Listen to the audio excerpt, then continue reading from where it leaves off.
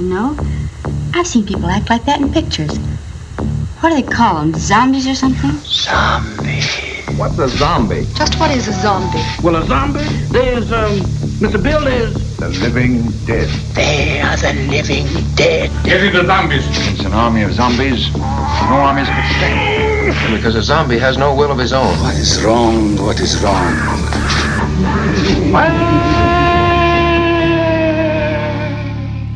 Welcome to Zombie Strains, the podcast where we watch all the zombie movies. I'm John. And I'm Andy. And we are here to talk about two zombie movies today. What are we talking about today, Andy? We are talking about the HBO show The Last of Us, specifically Season 2, in very spoilerific detail. Super spoilers on The Last of Us Season 2. And we are also talking about the recently released movie 28 Years Later. We will be avoiding serious spoilers for that because we want you to go out and watch it without having it spoiled for you.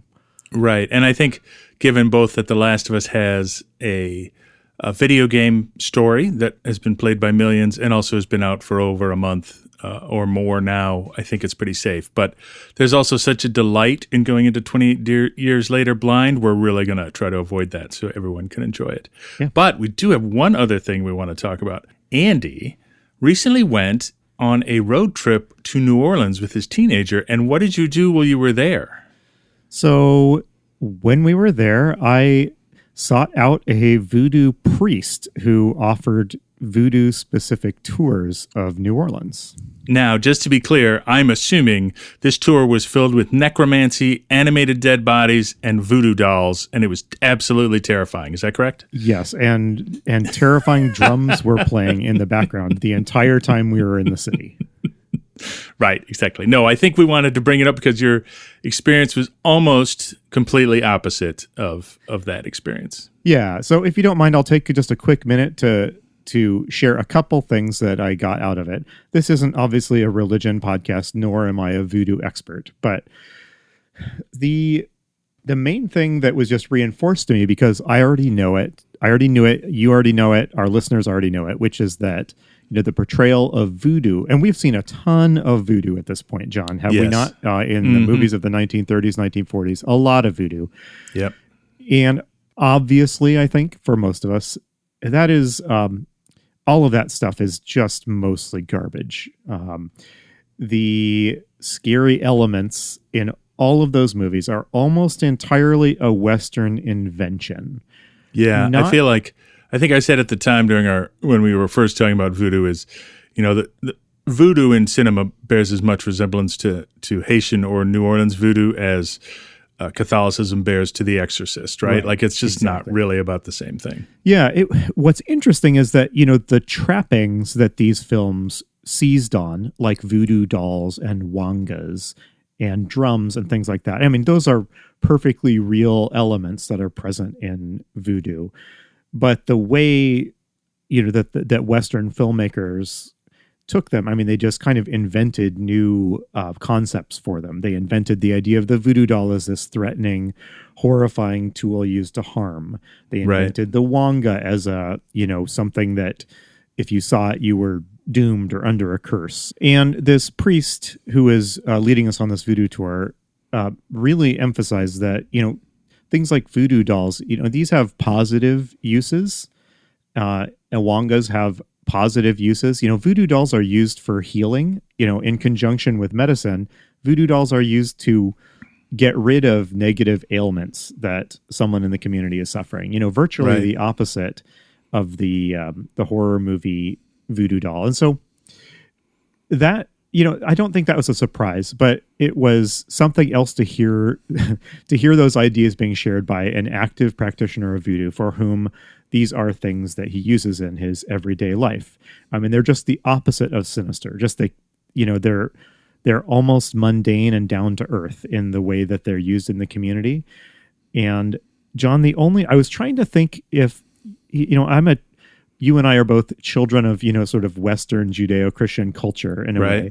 So I was trying to think of like if there's any sort of parallel experience, and my mind went experience of like of somebody's religious ideas or artifacts being taken and like twisted into this bizarre interpretation. My mind went back to like the days of early Christianity in Rome. There were rumors abounded and accusations were leveled about the Christian practice of the Eucharist, which to the Greco-Roman culture could be twisted to sound like something horrifying and cannibalistic. But if you just asked a Christian about it, they would have told you, oh, no, this might seem macabre at first glance, but actually this is a very positive thing, and here's what it means. And that's all it really would have taken, any of these filmmakers to do. Just, ask a person with experience with a voodoo doll or a wonga or something, or drum, any of these things, and just say, what is this really for, But none of the movies we watched showed any evidence of these filmmakers being interested enough in the real religion to do even the most basic level of research. What do you think about all that? Well, I think, sadly, and I think this is the way it sort of always goes, for reasons that, feel a little lazy very often, right? Like you could... Like if you are, let's say it's 1930, and if you are predisposed to be a racist, then it's very easy to say, oh, I can take this group of black people who have these ceremonies we don't really understand and turn them into something frightening. And that's an easy way to scare people because it hits on the things that scare them, the foreign, that kind of thing. So I think that's sort of lazy filmmaking. And actually, I want to lean back into that when we talk about 28 years later, because I think there's a fascinating spin on that, but we'll get to that when we get there. Yeah. So.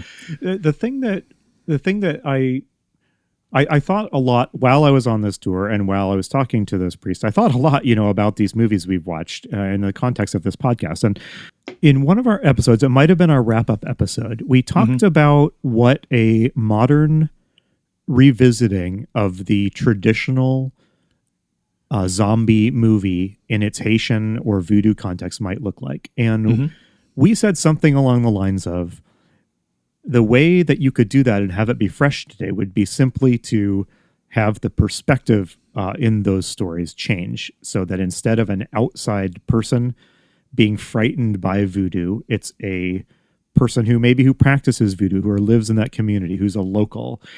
And that would unlock a whole new set of stories you could tell that would have the advantage of being much more authentic, right? So I'm all for religious horror, in films.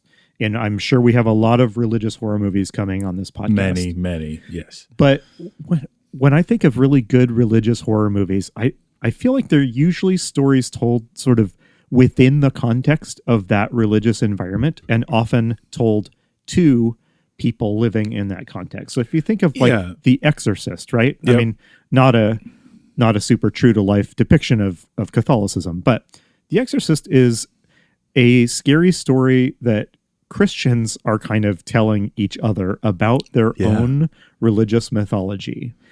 And that's what gives that story weight when viewed within that context. It's this conversation about faith and the reality of evil and all sorts of other things. And by contrast, all the movies we've seen in the 30s and 40s, voodoo is an outside force that's threatening people who live outside that context. And that kind of guarantees that you will only ever have the most shallow and least edifying possible experience of that religious horror. Does that make sense?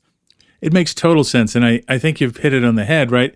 The Exorcist at its core is about a belief in God and God's ability to solve this problem, or to keep you safe, or keep the young girl safe in the case of The Exorcist.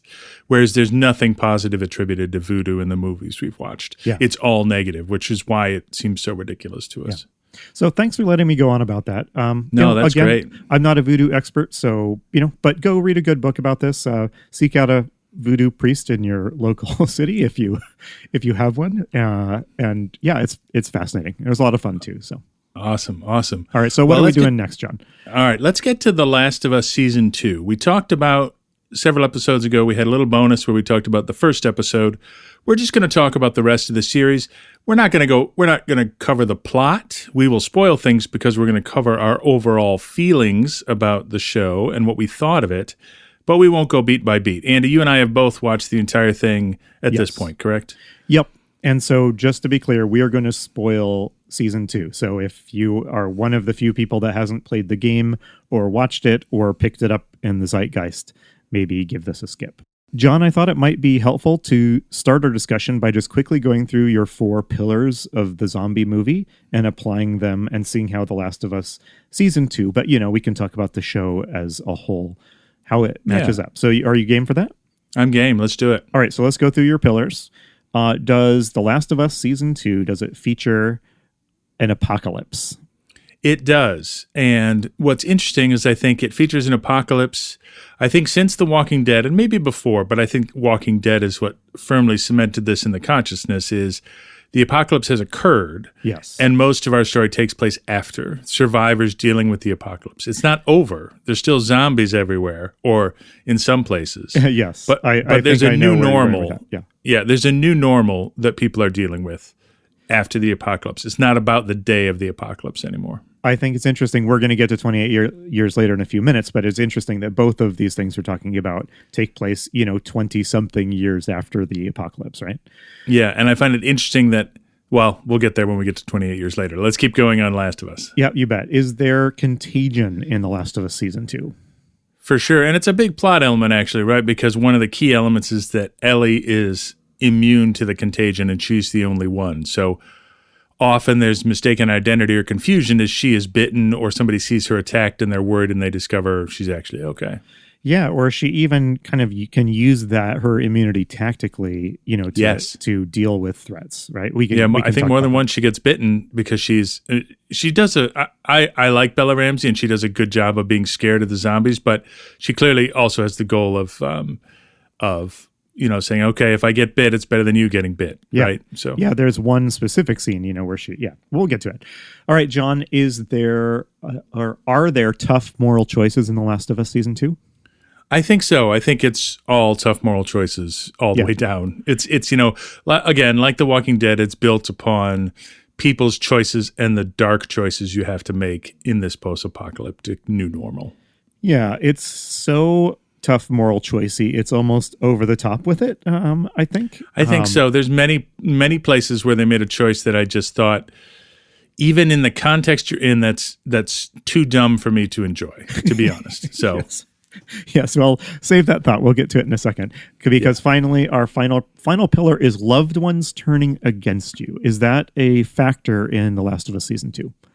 I think that fear is ever present, and in this context, it always happens. I don't know that there's a specific example of that. Oh, yes, there is. There's a great scene where they know someone's been bitten. It's actually a linchpin of the moral center of season 2, which is Joel lying about how he treats somebody who's about to turn. Yes.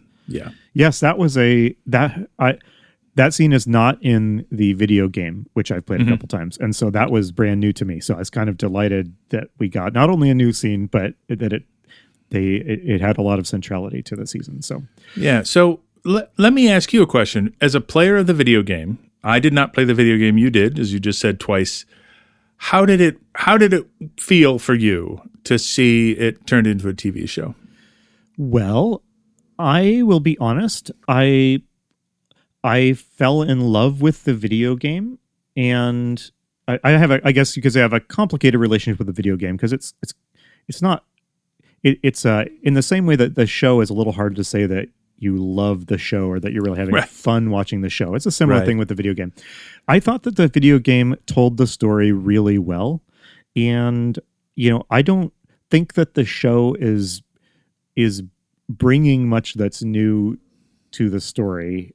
So I'm enjoying the show, but I saw the story first in the video game, and I thought that the actors and the writers and stuff like that told the story excellently in the video game. And so I don't know.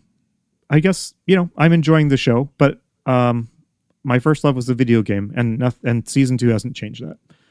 Yeah. And season 2 did not in my opinion, give me enough to make me want to keep going. Like if there's like I might watch a season 3. Actually, I probably will because I do a podcast about zombies. But I think so I should say, first of all, I don't enjoy watching TV by myself, which is weird because I love watching movies by myself. In fact, I do it more than once a week for this podcast.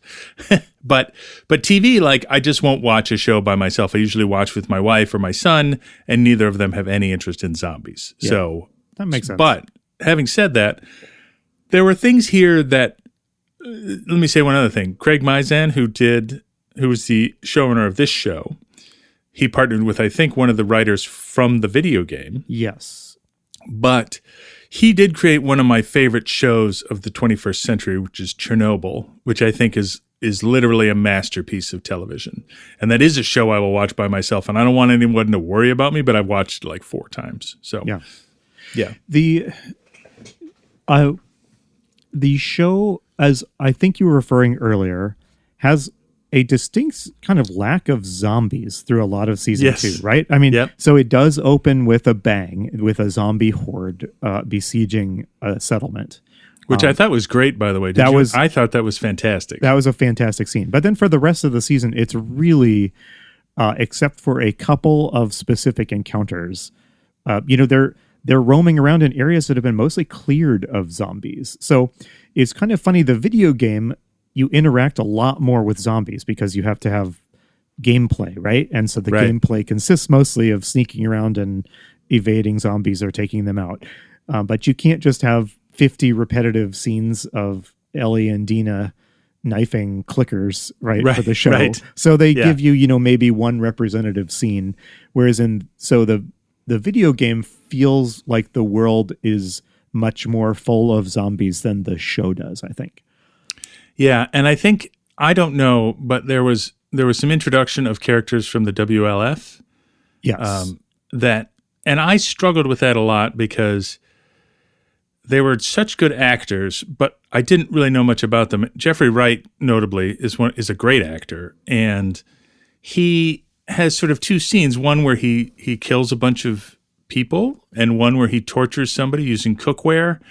And I sort of said to myself, is that all you want to tell me about this character? I couldn't even tell you his name. So I think, as somebody maybe who watched the video game, maybe there was more depth there that I didn't see, but there was nothing that drew me to him as a character other than he's so convincing as an actor, If anything, he's a little more sympathetic and 3-dimensional in the show than he is in the video game, where he's just that's not good. He's pretty monstrous in the video game. Yeah. Isaac is the name of that character. So. Isaac, that's right. So, John, I wanted to ask, so is there anything in this season that really hit you? You were like, yes, this is what I love in my zombie movies. This right here just captures a certain thing that I love. There were a couple of things. So I think first of all, the giant siege at the beginning, right? Like was wonderfully executed. Different kind of zombies. I enjoyed encountering the different kind of zombies. Yeah. Like the clickers and the giant fungal people and that kind of stuff. I thought that was great. I really enjoyed, there was if it's not the last episode, it's the second to last, where there's a flashback episode with Ellie growing up under Joel's parenting. Yes.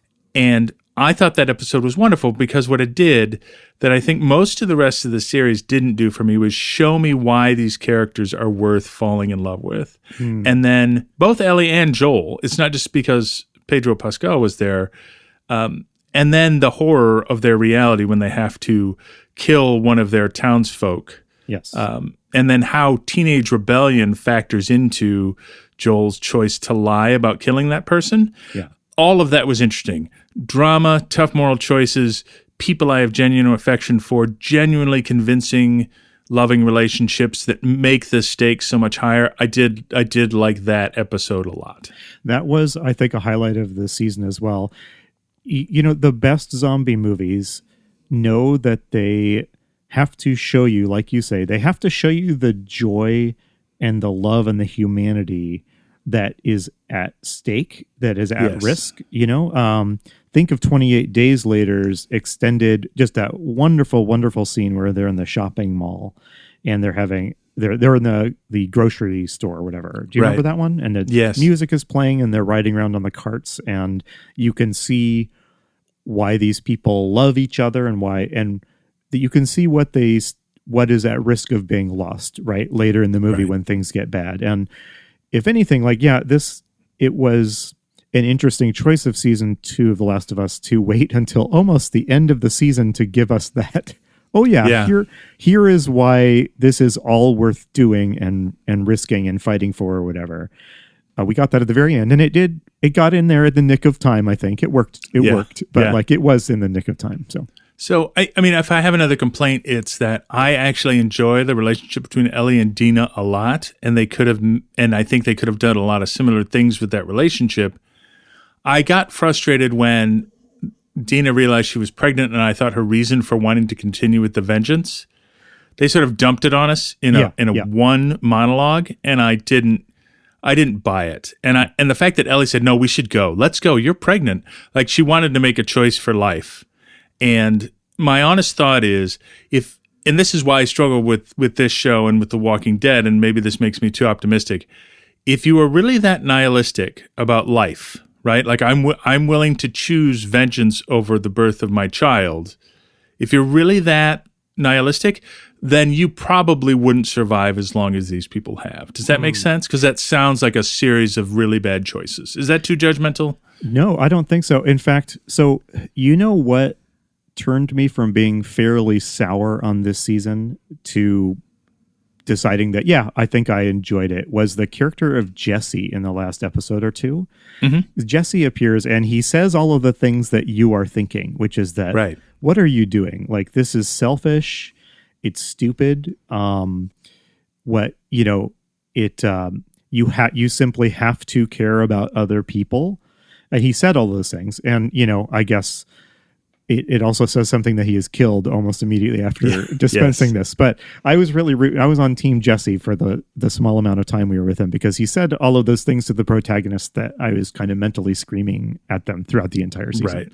And I think, that helped me enjoy the season more. And I think that, look, like, you could say that Jesse died because he's naive. I would disagree. I would say he died because he was hanging out with somebody who was nihilistic. Yes. Right. And that's the choice. The choice that got him killed was not the choice it was not the choice of life or joy or family. The choice was to hang around with people who had made bad choices. Exactly. And he made the choice for, So, John, could we talk about that scene with the character of, I'm blanking on the name. Is it Gene? No, Eugene, the character who, they're out on patrol and they come across Eugene. He has been bitten. So talk about what that scene is in the context of zombie movies. Well, it's the best tie-in to the early part of the season. I think the show actually doesn't do that super well except for this scene. So what happens is they discover Gene, who's out on patrol and gets bitten. And going back to the first episode, Gene is the husband of Catherine O'Hara's character, who is the psychotherapist. And we established earlier in the season that she is angry at Joel for killing her husband.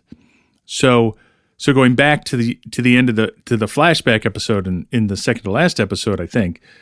So Joel is trying to make a decision. He's been bitten, and Ellie says, "Look, we could get back in time for him to say goodbye to his wife."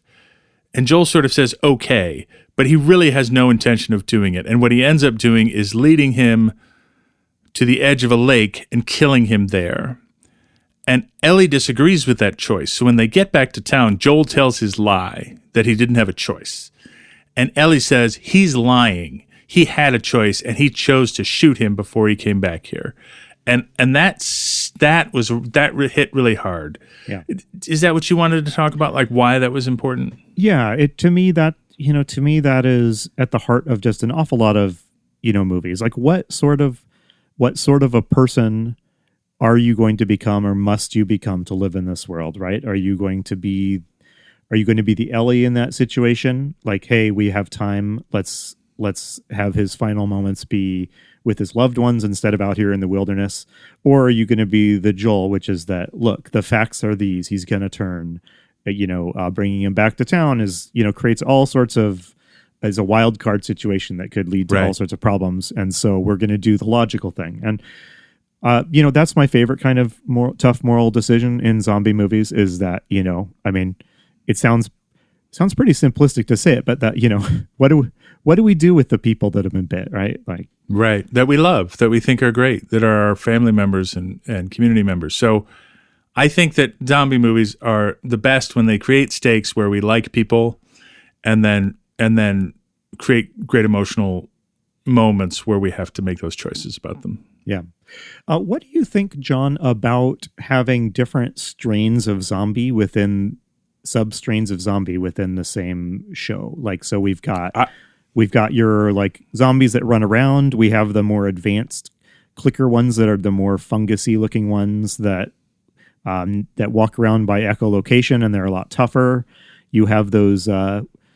This season introduced the new sneaky, smart ones that can flank you, and I love how terrified the characters are. By the way, when they encounter those things and they realize they're no longer, for 20 years they've been killing these mindless zombies, and here are some that could turn the tables on you. And that was a great scene, actually, when Ellie sees the first one, and it's looking at her from around a corner, and she says, "Come at me." And she's shocked when it doesn't. And she's like, "What are you doing? Run at me." And that was a great moment where we see the fear of one of our characters realizing something's not right. Yes. So, do you enjoy that? Does it break your immersion for you? I think, on the negative side, there's a certain video gamey feel to it. Like, oh, this is the boss type. This is the fast type. This is the mini boss type of zombie. Or does that not bother you? It doesn't bother me, not so much for video games, but for like role-playing games. I sort of accept those roles as part of the game. And so it made the show more fun for me. Yeah. Okay, good. Yeah. There is a big, disgusting, like boss zombie that did not appear, has not appeared yet in the show. That's in the video game, the hospital sequence where she tortures Nora to death, which is the worst part of the video game. Like, it was probably the worst part of this season of TV. That's more extensive, and it involves a giant, like, mutated rat fungus thing. Nice. So, yeah. So, all right. Okay. Well, hey, shall we move on to 28 years later? Or is there more that you want to say? Okay. No, I guess I would just wrap it up by saying, like, I don't think The Last of Us Season 2 is bad. It has a lot of good moments. I loved the beginning with the siege. I loved the flashback episode with Joel.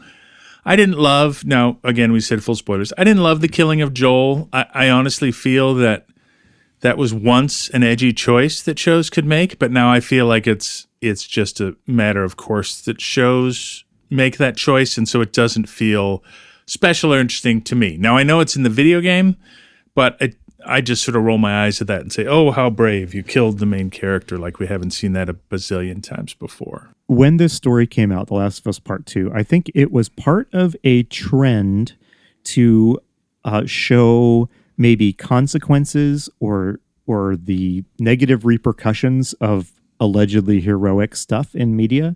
I want to say, like the Captain America Civil War came out, and the whole plot of that is a lot of hand-wringing about collateral damage that these heroes do. We've seen 25 of these movies, but suddenly the mood was right to talk about, like, oh yeah, what did happen when that building got pulverized in your fight with whoever, right? Right. So I think that was just in the atmosphere at the time, that idea of like, well, Last of Us 1 was pretty fun. It ended on kind of an ambiguous note. What if we just really, really dug into what if we made it as hard as possible to be happy about what these people achieved in season 1, right? So yeah.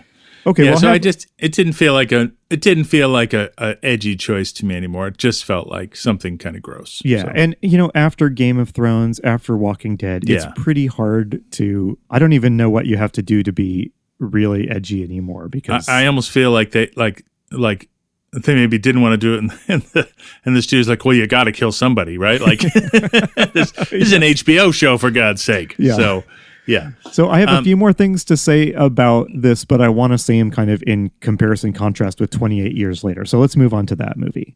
Yeah. Can can we just geek out for a minute here? Yeah, yes. I have a brief prepared statement. Okay.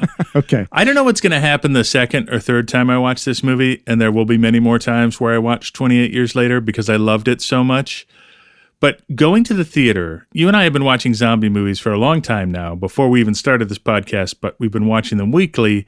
Going to the theater and seeing something fresh and new and surprising and sort of punk rock was just so great. And I loved the entire experience of 28 Days Later. And I'm sure on supplemental viewings it'll be like, oh, they didn't really follow up on this, and this was kind of weak. I'm sure I will think of a dozen things that aren't good about it, but just my initial review is, man, I wish every movie could feel like that in the theater.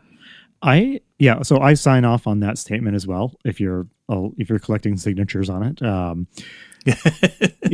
yes, that was the joy of this movie, was not knowing where it was going. Right, because watching the first two movies in this series, I hate the word franchise, but I guess I got to say it, right? It's a franchise technically, but will not prepare you for this movie, because this movie doesn't follow the template of either of those first two movies. And it tells you everything you need to know about those first two movies in a title card in 30 seconds, and you're fine and you're off to the races. Yeah, I mean, how do you make a zombie movie feel fresh? I mean, I would have been fine if this were basically just a rehash of 28 Days Later. I would have been fine with that.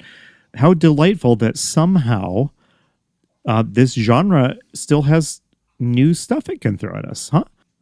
Yes. I mean, it's interesting because this is the one, I think the first point that I wanted to make, and this is not too spoilery, but it does take place, as you said, 20-something years after the apocalypse. We don't need to go into a lot of detail here, but in many ways it's covering the same kind of ground that The Last of Us covered. Yeah. But it's doing it in a very different way.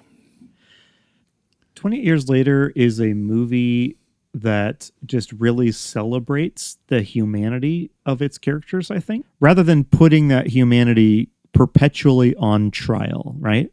Yes. Like there are choices that some characters make that you are disappointed in those characters, but even then I was like, well, that just feels like a very human thing. Like if I put myself in the shoes of that character, it's not a great moral choice, but I could see myself making it. You know what I mean? So do you want to just quickly go through the pillars on this one too, John? Let's do that. Yeah, okay. Let's go for it. Is there an apocalypse in this movie? Yeah, it's in the distant past, but absolutely you do. At the very beginning, you do get a reenactment of that apocalypse, and if anything, it's scarier than 28 Days Later was. I was absolutely terrified by the opening of this apocalypse. This movie opens at like 70 miles per hour. I will say. I think when somebody asked me how I liked it, I said I loved it, and I said it was fierce, surprising, and punk rock. It is just off to the races with something absolutely visceral right out of the gate. Yeah, absolutely. So yes. Is there contagion in 28 Years Later?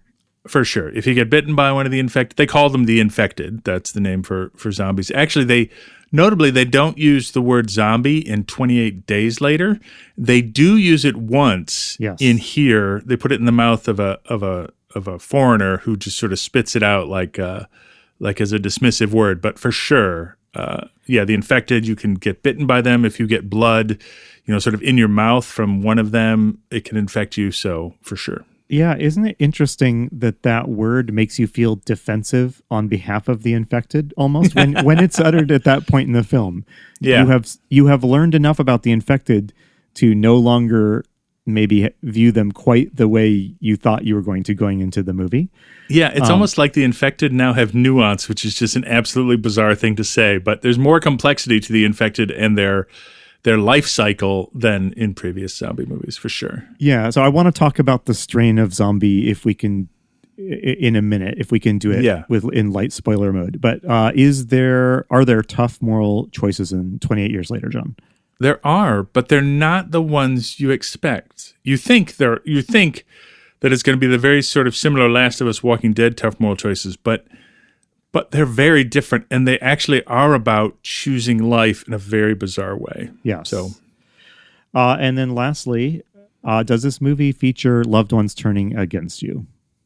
It does. It's more of like that constant threat of that hanging over everything, more than anything else. The opening scene, I think, it has our most full of it. Traditional incarnation of that trope. It's like Danny Boyle saying, you want a scary zombie movie about loved ones turning against you? Here's 5 absolutely terrifying minutes of it right out of the gate. That's right. What would be the worst way for a loved one to turn against you? Well, Here it is. Enjoy. Yep, exactly. So let's see. So what do we want to talk about? I don't want to spoil this movie. Part of the joy of this movie is just learning what we do about the infected, and not in a like M. Night Shyamalan twist ending. I'm radically reinterpreting what the zombies are, right? But just more of like a I don't even. They're not humanized. They're not. I'm searching for the word. We learn that, like you said, there's this nuance to the infected. It doesn't change the fact that they're a terrifying threat, but it does change the way you think about the entire setting of the film.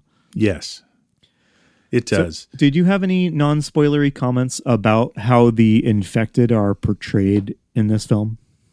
Yeah, there are infected that are not simply mindless killing machines. There's 2 or 3, not unlike Last of Us, there's 2 or 3 new varieties which add complexity to the whole business. I appreciated that a lot. I was really surprised that this movie introduced subtypes of infected. That was interesting. I was too. Again, it's like you can make a parallel to The Last of Us. There's subtypes of infected. It's about a community surviving after an apocalypse. But the whole thing just has a completely different vibe, for sure. What's interesting to me is how there's a lot of infected in this movie, and a lot of tense scenes involving the infected. Mm-hmm. But like, The Last of Us and like The Walking Dead, this is a movie, the plot is not related to the infected. Like the choices that drive the story are not choices made. They're not choices directed at the infected. Correct. They're not even reactions to the infected. They are. You could tell a version of this story that didn't have any zombies in it, and it would be a moving story with a lot of heart. Do you agree with that? I do agree with that, because ultimately it's a coming of age story about this kid Spike, who's the star of the show, and it's about his relationship coming of age with his father and with his mother, and how he sort of not resolves but starts to figure out those 2 relationships. And in both cases, as a father, I found it moving, though the father is complex and a jerk in many cases. Like, I still found that relationship believable, and his rediscovery of his relationship with his mother is also incredibly moving. Yeah, even the father, you come to not think very well of the father, I think, as the movie progresses, but he remains a realistic and believable person. Yes, and you could even understand why he's acting the way he is, to some extent, at least. He wants to teach his son to survive in this horrible world. That's what the father's trying to do, and that includes some uncomfortable truths, and that sort of makes him unlikable in some ways. So, John, what do you think? I'm curious about these subtypes. I keep coming back to this, in both Last of Us and 28 Years Later. I'm just curious, like, what do you think is the role in the film of having different infected types? So, like, in 28 Years Later, why do we have different types of infected that behave by kind of different rules? I'm just curious what you think that brings to it, and why that feels kind of newish. I think because it gives our characters different problems to solve, right? Like a plan maybe somebody could come up with for solving a traditional, even a fast-moving zombie. Now there's a new kind of zombie, and your traditional methods won't work, and you've got to come up. So having new problems for our characters to solving the same, like, oh no, we're going to get chased by a horde of zombies problem over and over, can be a little tedious. And in fact, even around the fast-moving infected, they show some of the techniques that these survivors have come up with using primitive weaponry to fight them, which actually made the movie interesting to me too. It was sort of procedural in that way. But having different types just creates different problems to solve. So, yeah, I think like well-designed kind of substrains let you exploit different fears, right? Yes. So there is a one type of infected in this movie that is, if you are scared of something creeping up at you in the dead of night, like this type will set that off. If there's another type, if you are scared of just feral rage, if that is upsetting, then you will be upset during a number of scenes with a certain subtype of zombie. Yeah. So yeah, I think that's a good way of putting it. It lets you solve different problems. Yeah. So I don't want to get into the details of the plot. I want to, but there's a theme in this movie. Let me take a crack at this without spoiling anything. There's a theme, and maybe maybe there has been this in other zombie movies, and I just haven't seen them yet. But there's a theme about acceptance and about the reality of how, life, death is part of the evolution of everything, and that acceptance that I think, so here's what I've been reading some reviews. Some people just think it was kind of lame and melodramatic. I disagree, but I thought it was great, but it was a completely different emotional tone than any zombie movie I've seen before. Yeah. Is that enough to go on for me to ask you how you felt about that part? This is a movie that felt like it had something to say beyond the genre that it was in. Yes. And like if we look at our movies that we have been watching in this podcast, I don't know if I can say that about more than one or maybe two or three of them total. Right. Like Awanga, Girl with All the Gifts. I'm trying to think of a third one. J'accuse, maybe. Yeah. Maybe The sure. Walking Dead. Yeah. Yeah, no, I just loved that it had the scares, it had the jump scares, it had the creeping fear, and then it had this other part that was about just the nature of love and death and life that I think a lot of cynical people will be like, that was really dumb. And I could see a cynical person not liking that part. I loved it. As somebody who loves an affirming story that was like this I will use the word sublime because it's not totally positive. It's absolutely bizarre, but it just worked for me. So, yeah, it's definitely an echo of feelings that you get in some of my other favorite Danny Boyle movies, like Millions, for example. A very different type of movie, but the feeling you get from it, that sort of heartwarming humanity, is very identifiable there. Yeah, can I just say one quick thing about Danny Boyle, because he did come back to the zombie genre, and in fact he hadn't made a feature film in maybe a decade or more, but after he went on a tear, right? He went Shallow Grave, Train Spotting, 28 Days Later, then it was Millions, Slumdog Millionaire, 127 Hours. I know there's another really good movie in there. Sunshine, did you mention? Sunshine. Some people are split on Sunshine. You and I are not split on Sunshine. I love that Sunshine, movie. yeah. But what I like to say is he's probably he's just a really eclectic director. Yeah. You know what I mean? Like, without making a judgment, with Zack Snyder, you kind of know what you're going to get. But Danny Boyle continues to surprise. You know what I mean? Yeah. I won't be specific, but there were filmmaking choices, especially in the first third of this film, that were truly remarkable to see them being done. Absolutely.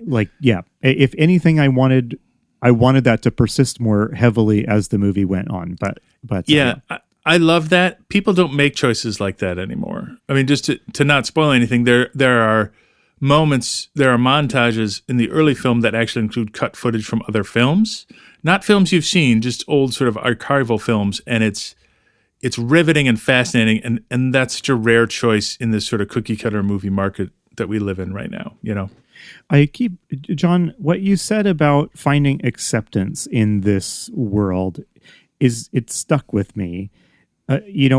It's so different than at least the early zombie movies we've watched, but to some extent, both The Last of Us and 28 Years Later, they both are about, this is the world. How will you make peace with it? Right. Or, in the case of The Last of Us, maybe it's about failing to make peace with it, or failing to rise above your own nature. But that is an interesting theme. It feels very modern. I'm sure we'll hit this I'm sure we'll hit this long ago, in our zombie podcast journey. I'm sure we'll hit it soon. We're in the 50s now. But this just feels like a modern approach to it. Like the plot is not to find a cure. It's not to defeat the zombies. It's not to escape the zombies. No. Or even to like make yourself totally secure against them. Like those aren't really the goals. This is the world. I mean, there's I don't want to say too much more specifics to avoid spoiling, but a very different relationship that these characters grow into with their environment than in, I guess, a more traditional movie. Now, I will like to say one thing. So you and I both went into this movie, and I think you and I both did the same thing, which is we saw the first trailer, and then we said, it's Danny Boyle, this trailer looks awesome, and we shut out the world around this movie. That's we exactly wanted what I did, yes. Yeah. Mm-hmm. So it is, I discovered, after watching it, part of there's a planned sequel, and I think a planned trilogy. Yes, it's a planned trilogy. I did not know this, and I found this out like the afternoon I went and saw the movie. Right. And the sequel is set up in the first movie. I think, so again, without spoiling, there's this just wonderful, bizarre, like, again, punk rock moment that wraps up the movie where you're like, what is happening?